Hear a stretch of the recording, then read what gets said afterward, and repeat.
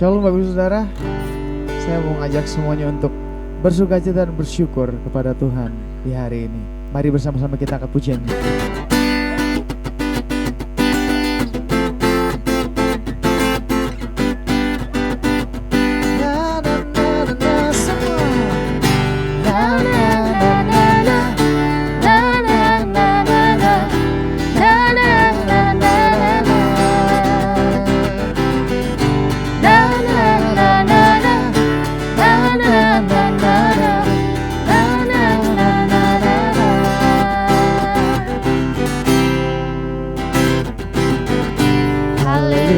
Aku memuji-Mu Tuhan, Karena kasih-Mu tak berkesudahan.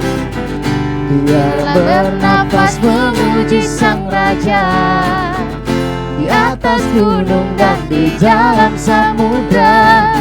Tanganku ku angkat padamu, mensyukuri rahmat yang Kau beri. Kakiku melompat bagimu, sebab nama-Mu baru setiap hari. Bersyukurlah kepada Tuhan, sebab Dia baik, sebab Dia baik. Bahwasanya selamanya kasih setianya, kasih setianya. Na na na na na na na na na na na na na. Haleluya, Haleluya, ku memuji-Mu Tuhan, karena kasih-Mu tak berkesudahan. biarlah Bernafas memuji Sang Raja, di atas gunung dan di dalam samudra. Tanganku ku angkat padamu, mensyukuri rahmat yang Kau beri. Kakiku melompat bagimu, sebab rahmat-Mu baru setiap hari. Bersyukurlah kepada Tuhan, sebab Dia baik, sebab Dia baik. Bahwasanya untuk selamanya kasih setianya, kasih setianya. Bersyukurlah kepada Tuhan, sebab Dia baik, sebab Dia baik. Bahwasanya untuk selamanya kasih setianya, kasih setianya. Na na na na na na na na na na na na na na. oh yeah. Na na na na na na na na na na na na na.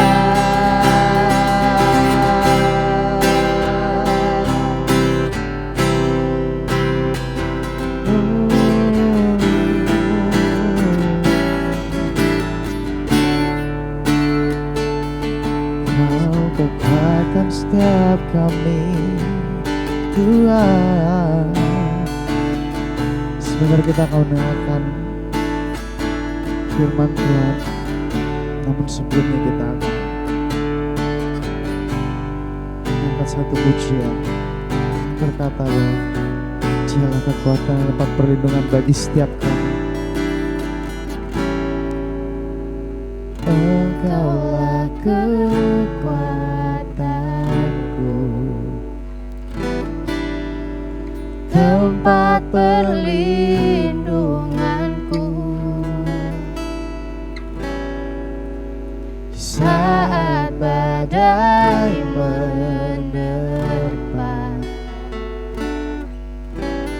aku tak akan goyah.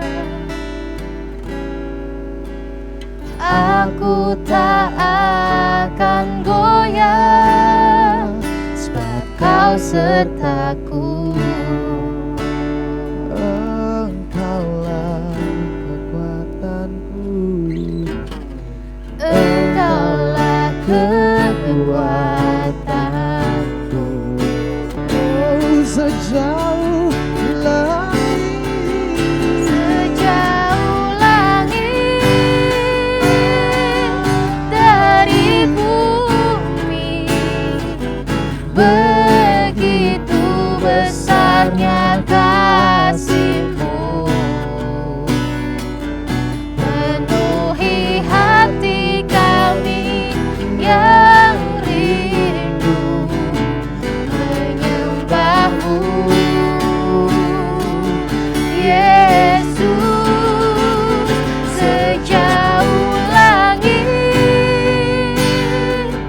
dari bumi, begitu besarnya kasih-Mu. Kaulah Tuhan, kekuatanku, sukacitaku. Kaulah Tuhan, Kaulah Tuhan, kekuatanku, sukacitaku. Kaulah Tuhan, Kaulah Tuhan, kekuatanku.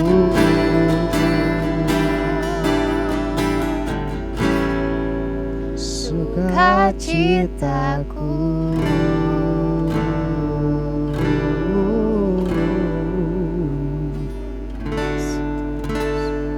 Saya serahkan kepada hambanya yang akan menyampaikan firman Tuhan.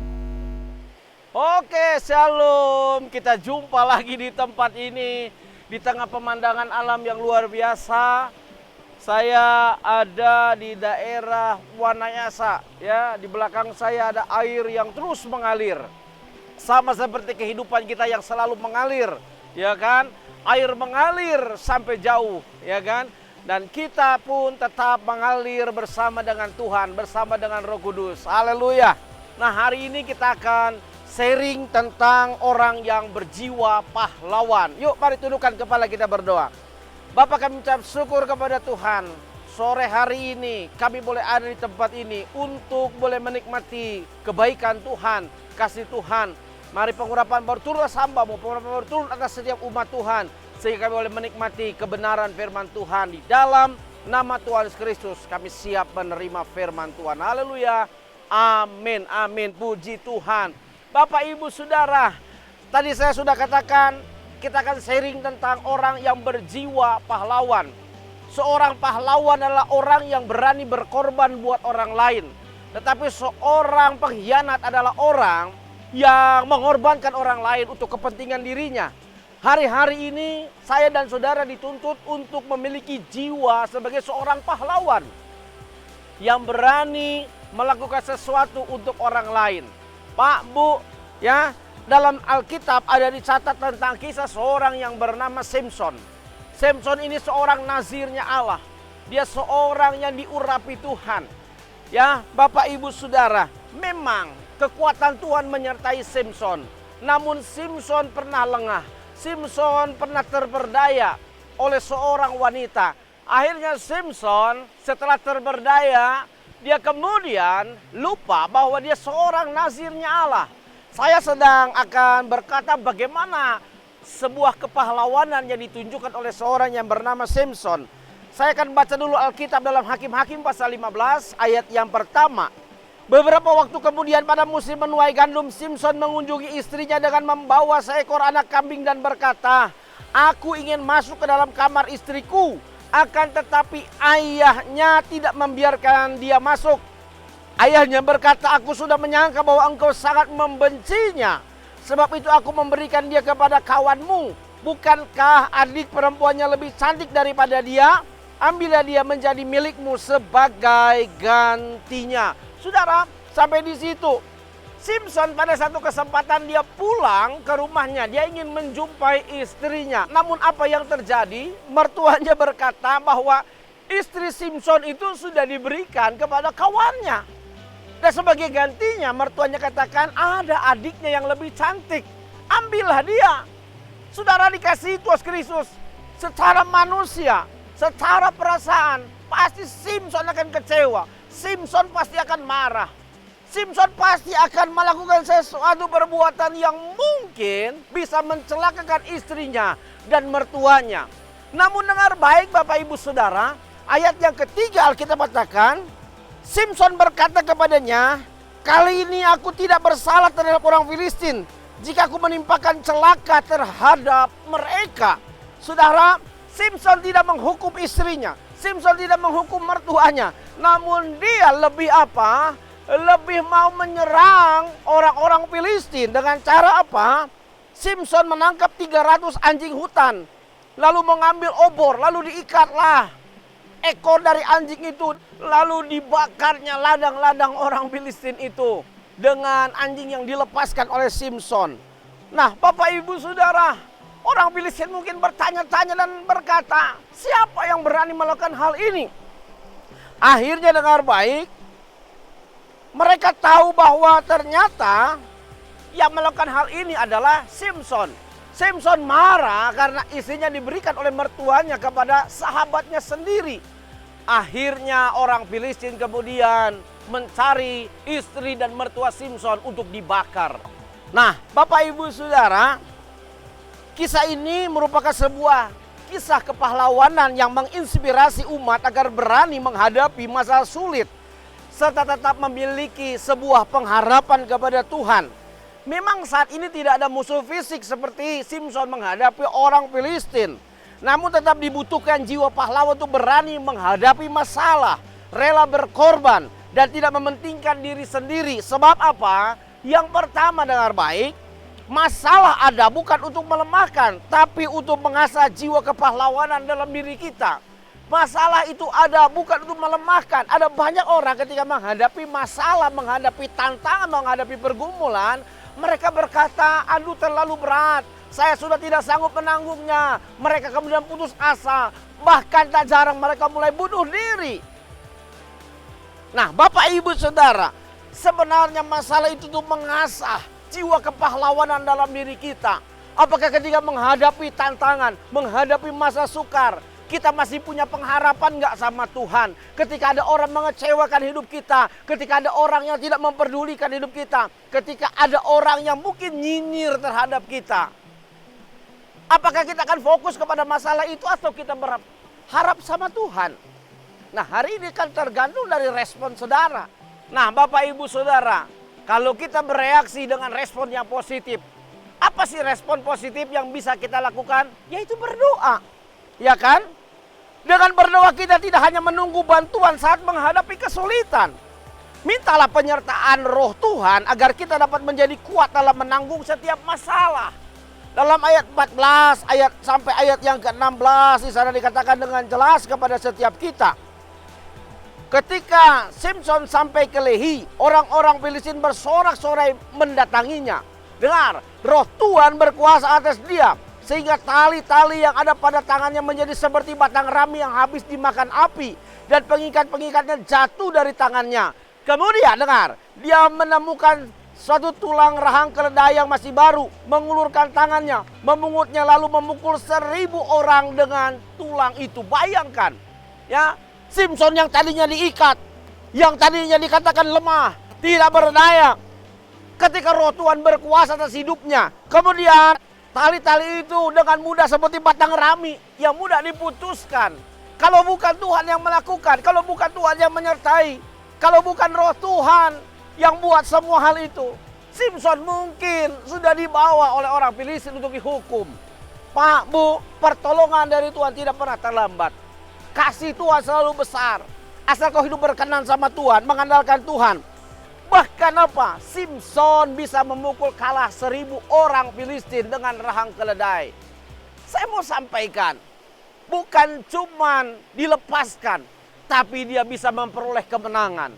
Nah, orang yang hidupnya disertai Tuhan, ketika dia punya masalah, ketika dia punya pergumulan, ya, kalau kita disertai Tuhan, kita bukan sekedar dilepaskan dari masalah, tapi kita mengalami kemenangan. Karena apa? Karena Tuhan akan memberkati. Akan apa? Karena Tuhan akan melawat setiap orang-orang yang memang menjadi orang-orang kepunyaannya Tuhan. Nah, hari ini saya mau sampaikan buat Bapak Ibu Saudara. Dengar baik, hal yang ketiga. Hal yang ketiga berkata apa? Memang pada zaman ini, ya kan, yang harus dikalahkan oleh kita sebagai pahlawan-pahlawan Tuhan, bukan manusia. Alkitab mencatat, sepeperangan kita bukan melawan darah dan daging. Musuh saudara bukan orang di sekitarmu. Musuh saudara bukan orang-orang yang mungkin menyakiti hatimu. Tapi lebih kepada penguasa-penguasa di udara yang ingin memecah belah umat Tuhan, anak Tuhan. Jadi kita mesti rela berkorban demi keadilan dan kedamaian. Saya mencatat paling tidak ada 3 hal. Seorang yang berjiwa pahlawan adalah yang pertama, tidak melihat masalah sebagai hal yang melemahkan, tetapi hal yang membuat dia bisa berkarya. Di tengah masalah kita bisa berkarya. Di tengah masalah kita bisa melakukan sesuatu yang luar biasa untuk orang lain. Yang kedua, orang yang berjiwa pahlawan adalah orang yang selalu percaya pada penyertaan Tuhan, yang membuat dirinya kuat dan dapat melakukan sesuatu. Kalau saudara bisa kuat, kalau saudara bisa menang melawan setiap persoalan pergumulan dalam hidupmu, saya mau pastikan itu bukan karena saudara hebat, tapi karena Tuhan yang ada dalam diri kita yang hebat, yang membuat kita jadi luar biasa. Siapa Daud? Daud adalah seorang gembala biasa. Daud juga sebelum berperang melawan Goliat, dia ambil 5 batu sebagai alat berperangnya. Dia ambil dari dasar sungai. Nah, kalau saya umpamakan, saya ada di sini. Saya ambil batu dari air yang saat ini sedang jalan. Airnya dingin ini. Saya ambil batu, 5 batu. Saya persiapkan itu sebagai senjata untuk menghadapi Goliat. Saya mau sampaikan, alat yang dipakai Daud adalah alat yang sederhana. Bukan alat keluaran dari pabrik tertentu, tapi dari batu alam. Tapi dengar, kalau Tuhan menyertai kita, alat sederhana bisa menjadi alat yang luar biasa. Oke, yang ketiga Bapak Ibu Saudara, orang yang berjiwa pahlawan adalah orang yang rela berkorban demi keadilan dan kedamaian. Sebenarnya apa yang dicari oleh kita di dalam dunia ini? Saudara cari keadilan? Mungkin saudara akan menemukan kekecewaan dan saudara berkata, banyak ketidakadilan Pak Pendeta. Sekarang tergantung daripada kita. Kalau kita hanya menuntut keadilan tapi kita tidak pernah mau membawa keadilan dan tidak pernah menciptakan keadilan, kita akan hidup dalam kekecewaan. Kalaupun kita lihat ada sesuatu yang tidak adil, baiklah kita sebagai orang yang berjiwa pahlawan, kita yang menciptakan keadilan, jangan hanya menuntut. Ada banyak orang hanya menuntut hak tapi melupakan kewajiban. Hari ini kalau engkau ingin keadilan dalam kehidupanmu terjadi, mari saudara mulai dari diri sendiri. Yang kedua, di sana dikatakan bahwa orang yang memiliki jiwa pahlawan, tadi dikatakan orang itu rela berkorban demi keadilan dan kedamaian. Nah, yang kedua selain keadilan, yaitu kedamaian. Manusia itu butuh kedamaian. Saudara mau cari kedamaian di mana? Mau di kota, mau di pelosok desa, atau di tempat terpencil seperti saat ini saya sedang berada? Pak, Bu, dengar baik. Sebenarnya kedamaian itu kan tergantung hati kita. Kalau kita anggap kedamaian itu ada buat kita, damailah hidup saudara. Di tengah masalah sekalipun, di tengah persoalan sekalipun, kalau hati saudara ini dipenuhi kedamaian dan saudara membawa kedamaian, menciptakan kedamaian, everything is okay, no problem, tidak ada masalah. Jadi hari ini apa yang menjadi persoalan saudara? Keadilankah? Kedamaiankah? Semua tergantung kembali kepada diri saudara masing-masing. Nah, Bapak Ibu Saudara, saya mau sampaikan ulang. Mari Pak, Bu, kita miliki jiwa kepahlawanan. Hari-hari ini kita dituntut untuk bisa melakukan sesuatu buat orang lain. Keadaan alam yang berubah-ubah, bencana alam yang terjadi di mana-mana, ya kan? Mendorong kita, memotivasi kita untuk melakukan sesuatu buat orang lain. Paling tidak saudara berdoa buat saudara-saudara kita yang mengalami masalah pergumulan. Paling tidak kalau saudara bisa melakukan sesuatu, mari berikan bantuan saudara. Nah, oleh karena itu pada kesempatan ini, biarlah setiap kita boleh memiliki jiwa kepahlawanan. Masalah jangan sampai menjadi hal yang melemahkan. Dengar, penyertaan Tuhan yang membuat saudara kuat, bukan karena engkau hebat. Dan yang ketiga saya mau sampaikan, bahwa setiap kita ini harus rela berkorban demi keadilan dan kedamaian. Oleh karena itu, selamat berjuang. Dari tempat ini, dari tempat yang indah, saya bersama dengan Ko Willy dan tim multimedia, dengan perjuangan yang cukup berat, saya boleh menikmati pemandangan alam yang indah. Saya berharap saudara, ketika saudara menyaksikan tayangan ini, saudara bukan mendapatkan saja firman Tuhan, tapi saudara juga bisa melihat pemandangan alam yang indah. Akhirnya pikiran saudara menjadi sejuk, pikiran saudara menjadi terbuka. Akhirnya saudara mau berkarya, saudara mau menjadi pahlawan. Paling tidak buat diri sendiri, buat orang lain, buat juga keluarga, buat bangsa apalagi. Ya, selamat berjuang. Tuhan Yesus memberkati setiap kita semua. Mari kita tundukkan kepala, kita berdoa. Bapa di surga, di tempat yang sangat luar biasa, di pemandangan alam yang sangat indah ini, hamba-Mu berdoa, biarlah kasih Tuhan, anugerah Tuhan menyertai setiap pemirsa yang menyaksikan tayangan ini, sehingga setiap mereka boleh memiliki jiwa pahlawan. Ketika mereka memiliki jiwa pahlawan, mereka tidak menganggap masalah itu sebagai bentuk hal yang melemahkan, tapi disitulah mereka terpanggil untuk berkarya, melakukan sesuatu. Dan Tuhan, kami rindu Tuhan, ketika kami melakukan sesuatu, kami tidak menganggap diri kami lebih hebat. Kami tidak menganggap diri kami lebih super dibanding yang lain. Karena kami tahu kekuatan kami ada di tangan Tuhan. Dan yang ketiga, biarlah kami boleh Tuhan membawa Tuhan rasa adil, kedamaian itu tercipta karena kami yang memulai dari diri kami. Sehingga kami boleh menikmati anugerah Tuhan. Kami tidak banyak menuntut, tapi kami lebih banyak bekerja. Bekerja untuk melakukan sesuatu bagi orang lain. Karena kami terpanggil untuk menjadi berkat dan memiliki jiwa kepahlawanan. Demi nama Tuhan Yesus Kristus, berkati seluruh pemirsa yang ada untuk boleh sama-sama menikmati anugerah Tuhan. Dalam nama Tuhan Yesus Kristus. Sekarang Bapak Ibu Saudara, kedangkan tangan saudara di hadapan Tuhan. Arahkan mata hati saudara kepada Tuhan. Sekarang terimalah berkat dari Allah Bapa, sukacita, damai, sejahtera dari Tuhan Kristus, serta bersama Roh Kudus sebelah saat hari ini sampai selama-lamanya, di dalam nama Tuhan Yesus Kristus. Amin. Oke, kembali lagi Bapak Ibu Saudara pemirsa, ya. Bagi Bapak Ibu Saudara yang sudah menyaksikan tayangan dan saudara merasa diberkati Tuhan, yuk mari subscribe, ya kan, like and comment. Jangan lupa nyalakan loncengnya, ya, supaya setiap kita lebih semangat lagi untuk berkarya bagi Tuhan. Mari miliki jiwa kepahlawanan. God bless you. Salam sehat buat kita semua. Amin.